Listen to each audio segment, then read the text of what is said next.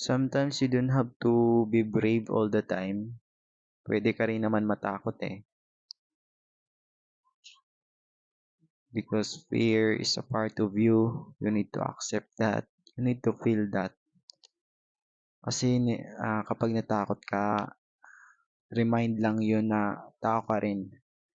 Natakot ka din. Kaya okay lang na matakot ka. Wag mong i-down yung sarili mo kapag natatakot ka sa isang bagay, sa mga pangyayari. Kasi kapag um, ginawa mo yung negative, nagiging ano yan eh, naging anxiety, naging depression, mas lalong naapektuhan yung health mo.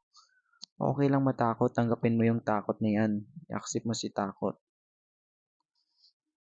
Kahit anong takot pa yan, i-accept mo yan. Mahalin mo yung takot na yan kasi nagre-remind lang yan na tao ka. Hindi ka robot. Tao ka kaya okay lang na matakot.